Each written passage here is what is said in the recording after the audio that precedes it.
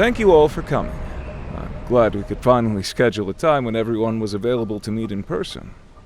Before we begin, and pardon the interruption, Colonel, I'd like to ask, when will Prime Minister Chamberlain return? Thank you for your question, General Crawford. I'm afraid he's still scarce these days. But he assures me, he assures all of us, that he will be able to return to his duties in the very near future. Until that happens, I will continue to act on his behalf and issue his orders. And what are his orders? You all did well to round up and execute suspected and confirmed underground members after the Tresson First Massacre. I believe a total of 26 people were executed altogether, which is a perfectly good start. But I think we need to go a step further. You, after all, have the responsibility of quelling the underground infestations in your cities. In the upcoming week, I'd like you all to execute 200 of your citizens. Yes, that seems like a good number. They can be suspected underground members or not. It doesn't matter. Sir, if I may. Yes, General Stewart, you have the floor. Sir, killing 200 people, whether they're underground sympathizers or random people, isn't the right move to make. All you end up doing is angering the population and moving them closer to the underground. So what do you propose, then? You let it go? Nearly 400 of our fellow Defense Force siblings were killed 7 months ago. 26 deaths do not equal 400, my friends. If there's no punishment, the underground will become more brazen. Their next attack will be bigger, unless we step in now. But you're punishing the wrong people. You know what the problem is, General? You're too soft. Aggression needs to be met with aggression. It's that simple. I agree with General Stewart, but for different reasons. Executing 200 people in each of our jurisdictions? That's 1,400 people. Do you know how that will affect the workforce and economy? It needs to be a high number so there won't be a need for further executions. We want people to fear association with the underground. Fear even thinking about it. Listen, friends, we've gone over this topic enough. Just do as you're told, and if you have any questions or concerns, we can discuss it one-on-one at a later time. Is that understood? You're dismissed. Minister Davenport, one moment, please. Yes, Colonel. Don't take this the wrong way, but you're an eyesore. Sir? You're the only one not in uniform. You stand out. Make the council less, for lack of a better word, uniform. I was never in the Defense Force. Yes, I'm aware of that. But I have a solution. Don't worry, it's quick and painless. You can take a 4-week course, a boot camp. Then you'll need to serve 18 hours total at the Loudon Justice Center during the following 6 months. It's just a formality. You won't have to necessarily do anything strenuous, but it will be enough for you to qualify as a basic officer and, more importantly, a uniform. Colonel Harris, I appreciate the offer, but I'm fine where I am, thank you. I don't think you understand the importance of uniformity in the council. The public perception... I was elected by the public, Colonel, for my accomplishments and business qualifications, not my clothing. Going through a meaningless boot camp would frankly be a waste of my time. Prime Minister Chamberlain had no problem with my lack of military experience, and considering you're his temporary surrogate, neither should you, sir. All right, then. You've made yourself perfectly clear, Miss Davenport. Have a safe journey home. Thank you, Colonel.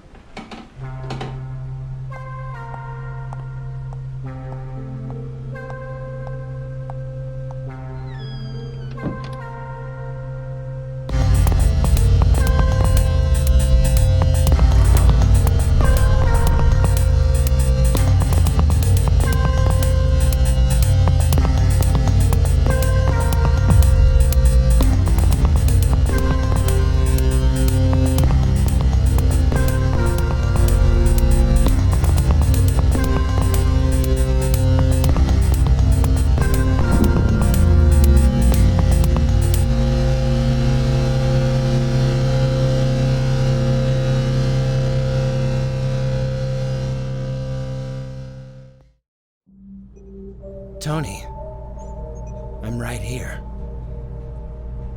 Estrella? Tony, look into my eyes. You can tell it's me, can't you? But how? We were captured by the Defense Force and interrogated with a mind probe. Both of us, at the same time. Something happened, and when I woke up, I was in Harvey's body. The explosion. I read the Defense Force report. The ceiling collapsed. Your friend Estrella was crushed by the falling debris, but this body got lucky. So how did they switch bodies? I don't know. When you were connected to the mind probe, you were two bodies and two minds, but when one body died, you were two minds and one body. For whatever reason, your mind must have overpowered the other mind to get into that body. Overpowered? You probably had no control. Survival instinct took over and you won. So Harvey's dead. I'm afraid so. And Estrella's going to be stuck in his body permanently. For now, I suppose. But even if you figure out a way to get me out of here, my real body is dead. We'll deal with that later. You're alive and that's all that matters. Yeah, alive. What about Charlie? He was on the ground floor during the explosion. Third-degree burns and major injuries on the left side of his body, including damage to the anterior lobe of the brain. Experimental Senlac technology saved his life. I saw numbers that felt warm, and it opened the gate. What does that mean? He was able to override the hospital security system to get us out. Somehow the Senlac tech in his body was able to react to other Senlac tech. But I don't know if it's something repeatable. Could come in handy. How do you feel, Charlie? I don't know. I feel numb. Everything feels far away. Hopefully that sensation will only be temporary as your brain adjusts. And what about you? What about me? You risked a lot to bring them here. Your career, your life as it once was, it's all over now. Unless she's a spy. Put that down, Shayna. She's not a spy. Test me, make me wear a tracking bracelet. I don't care. I'm here to look after my patients.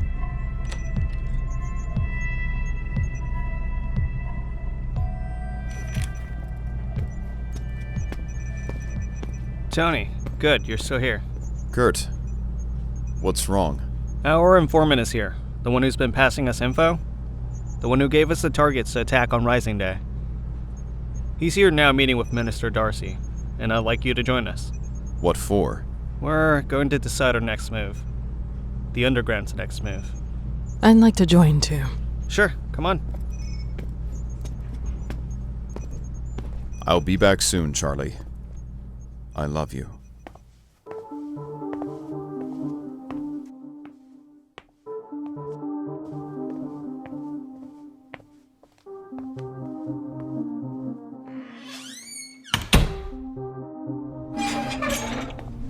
Thank you for waiting. I brought Tony and Shayna to join us. They're from Briggamore. Please, take a seat and we'll get started. I trust you know who this is? Baldric, what the hell? You. Is this how all you underground types greet people around here? I swear it happens every time I visit. Stand down, Shayna. He's working with us. Or rather, you're working for me. You really should have told them before bringing them in here, Kurt. Malcolm, what's going on here? It's true. Baldric Chamberlain is our ally. He is the sole reason our latest operation was a success, and he will be instrumental in our next one. Kurt, if you would, please. Rising Day was our preemptive strike against the Defense Force, to let them know we're ready to go on the offensive.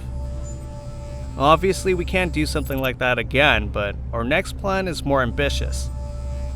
We're going to liberate a city and make it our new headquarters. Which one? Nalope? Miblik? Gallatin. What? It's the perfect place. A third of the planet's food supply comes from there, so we'll be self-sustaining. A beacon for those on the rest of paradise searching for freedom. Yeah, and it also has heavy defenses. We can't fight an entire Defense Force battalion out in the open. You won't have to. Not with my help. And what can you do? I may not look like much, but I do have access to all kinds of information. Like, for instance, Defense Force security codes. Security codes? We use the codes to disarm the base, send in a small team, and hit them where it hurts. With the Defense Force neutralized, the rest of the city will fall quickly. And you expect the population to welcome us with open arms? Honestly, yes. People have resigned themselves to being under the Senlak's thumb for decades. Rising Day showed Paradise the strength of the Underground. That the Underground is a viable alternative. And what about the Senlak? The Senlak have an agreement with Prime Minister Chamberlain. We're going to renegotiate that agreement and get them on our side. What did you say? Get the Senlak on our side? This all sounds too far-fetched. I'm leaving. Shayna. Plans like this never work out, okay? I'm old enough to know, old enough to have seen plenty of people get killed from them. Please, sit down, Shayna. We've spent years planning this. It's not something we just came up with this morning. And, most importantly, we have Baldric. Please, say that again, why don't you? It's nice to feel wanted. Can we even trust him? His intel has always been reliable.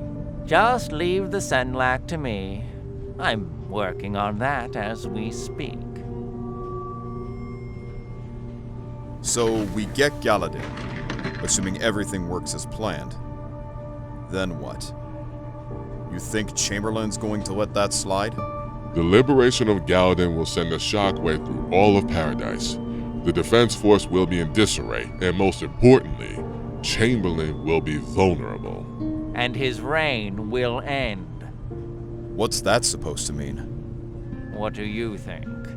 You'd really kill your own father? Please, I'm not that heartless. I'll just imprison him for life. And if the guards just happen to forget to feed him, and he happens to die of starvation, then oh well.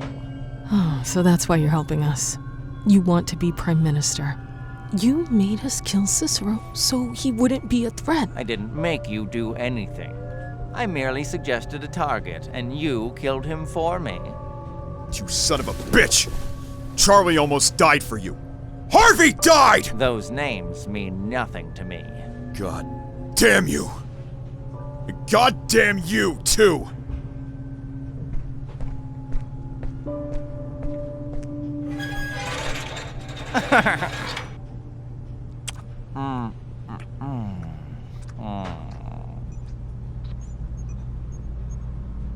What is it? An apology for leaving you behind. Maybe if I wasn't so selfish, you wouldn't be like this. No, Sam. You have nothing to apologize for. We're both alive, and that's all that matters. But you're... I'm fine, really. In fact, I should thank you. Whatever happened to me, this Senlak technology, it's what helped us escape the hospital. If you didn't leave me behind, then Estrella would have been left behind. So really, we should be thanking you. Right, Estrella? I wish I could say the same thing. You should have let me die. Estrella, you can't think like that. How was the meeting, Tony? Charlie, we're leaving. Leaving? That bad, huh? How can you stomach helping Baldric Chamberlain? Hey, I don't like it any more than you do. But Malcolm's the boss, and what he says goes. Yeah, well, he's not the boss of me. Charlie, come on. Harvey, I mean Estrella. You're welcome to join us too. They're not going to let you. Harvey tried, remember? His instincts were right. I'm only sorry I didn't listen to him. Tony, Malcolm wants to see you in his office. Is he going to let me kill Baldric? Baldric's already gone back to the surface. Too bad. He needs to see you now, Tony. Fine. I'll see him, then we're gone.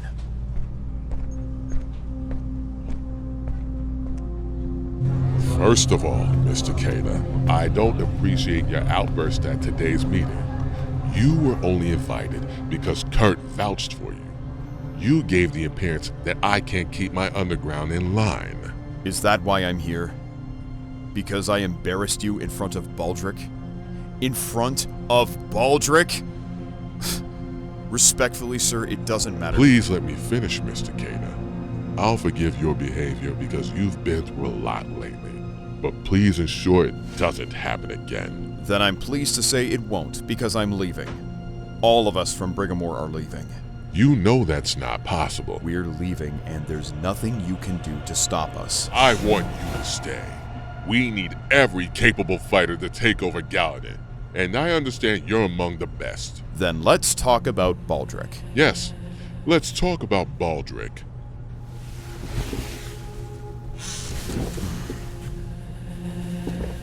Your partnership with him needs to end. Frankly, we're lucky to have him. You know what he's like. He's a monster. He's just as bad as his father, maybe worse in some ways. He's so goddamn obnoxious. Baldric's behavior is all in that. He simply does what's expected of him. And that's the kind of person you want him in alliance with. What do you want the Underground to do instead? Random, isolated attacks that go nowhere? Like what you were trying to do in Brighamore before you screwed up? Baldric is just manipulating you. Using the Underground as his pawns to do the dirty work for him so he can become Prime Minister. And he made a promise that as Prime Minister, he'll be more benevolent compared to his father. Less executions, more night hours. But still a curfew. Still a defense force. He said the defense force has been around for so long that eliminating it completely is off the table. It's only been around for 17 years. Can't you see that by joining with Baldric you're compromising your values? I thought the Underground was founded to, at the minimum, bring Paradise back to where it was before the Senlac arrived. Ideally, it would take Paradise somewhere better. Instead, it's almost like you're endorsing the status quo with Chamberlain. It's easy to make idealistic promises when you have no power. Baldric's partnership at least gives us some power. It's a starting point to something greater, but we first need to make it happen. And let's say this works and Baldric becomes Prime Minister. What next? Hope and pray that he keeps his promise? He is not his father, and that gives us an advantage. In the coming days, he's going to send a very important person to us. Who? Do you know the name Adrian Stelios? I know he works with the Prime Minister as some sort of aide. He's Paradise's liaison with the Senlac, the only person able to communicate with them. And he's coming here? To Underground headquarters? And with him, we will contact the Senlac. If and when we are able to get them on our side, we can future-proof the agreement. Make it to where they can ensure that Baldric keeps his promises as Prime Minister. This is all preposterous. Shayna is right, this is far-fetched. It's relying on too many factors, too many things that have to happen. It's impossible. Look at where you are, Tony. Look at what we've built down here. The very existence of this place. The fact that it survived for 17 years is proof that the impossible can happen. Don't you want to live in a free paradise? Of course, and I know we'll get there someday. But the chances of you pulling this off... When is Stelios set to arrive? Within the next few days. Okay. I'll stay for that. See how that goes. If I'm not happy, I'm gone. Then we have an agreement, Mr. Kada. Thank you.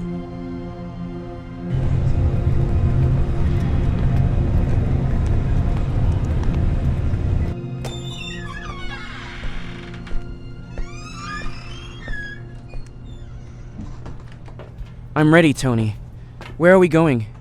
We're going to stay put. So now you know. I want to believe him, Shayna. That everything's going to work out okay, but I just feel really bad. Like I have a feeling something horrible is going to happen soon. Something really horrible.